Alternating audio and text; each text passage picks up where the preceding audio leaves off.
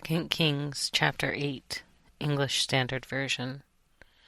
Now Elisha had said to the woman whose son he had restored to life, "Arise, and depart with your household, and sojourn wherever you can. For the Lord has called for a famine, and it will come upon the land for 7 years." So the woman arose, and did according to the word of the man of God. She went with her household and sojourned in the land of the Philistines 7 years. And at the end of the 7 years, when the woman returned from the land of the Philistines, she went to appeal to the king for her house and her land. Now the king was talking with Gehazi, the servant of the man of God, saying, "Tell me all the great things that Elisha has done." And while he was telling the king how Elisha had restored the dead to life, behold, the woman whose son he had restored to life appealed to the king for her house and her land. And Gehazi said, "My lord, O king, here is the woman, and here is her son whom Elisha restored to life." And when the king asked the woman, she told him. So the king appointed an official for her, saying, "Restore all that was hers, together with all the produce of the fields, from the day that she left the land until now." Now Elisha came to Damascus. Ben-hadad, the king of Syria, was sick. And when it was told him, "The man of God has come here," the king said to Hazael, "Take a present with you, and go to meet the man of God, and inquire of the Lord through him, saying, Shall I recover from this sickness?"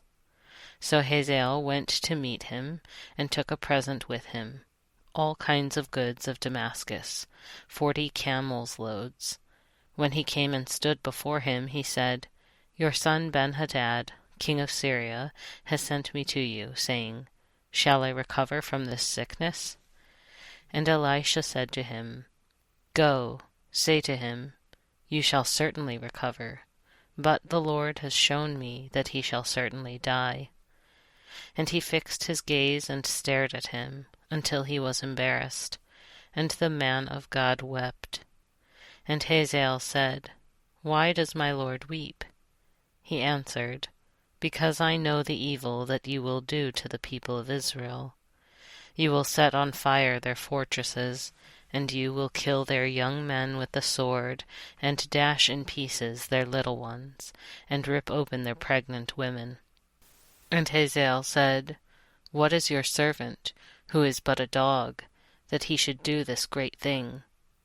Elisha answered, "The Lord has shown me that you are to be king over Syria." Then he departed from Elisha and came to his master, who said to him, "What did Elisha say to you?" And he answered, "He told me that you would certainly recover." But the next day he took the bedcloth and dipped it in water, and spread it over his face, till he died. And Hazael became king in his place. In the 5th year of Joram the son of Ahab, king of Israel, when Jehoshaphat was king of Judah, Jehoram the son of Jehoshaphat, king of Judah, began to reign. He was 32 years old when he became king, and he reigned 8 years in Jerusalem. And he walked in the way of the kings of Israel, as the house of Ahab had done, for the daughter of Ahab was his wife. And he did what was evil in the sight of the Lord. Yet the Lord was not willing to destroy Judah, for the sake of David his servant, since he promised to give a lamp to him and to his sons forever.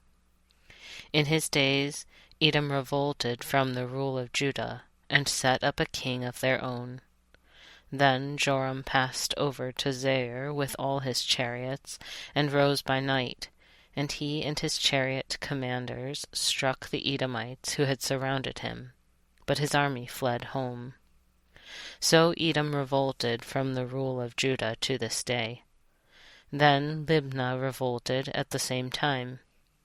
Now the rest of the acts of Joram, and all that he did, are they not written in the book of the Chronicles of the kings of Judah? So Joram slept with his fathers, and was buried with his fathers in the city of David, and Ahaziah his son reigned in his place. In the 12th year of Joram the son of Ahab, king of Israel, Ahaziah the son of Jehoram, king of Judah, began to reign. Ahaziah was 22 years old when he began to reign, and he reigned 1 year in Jerusalem. His mother's name was Athaliah. She was a granddaughter of Omri, king of Israel.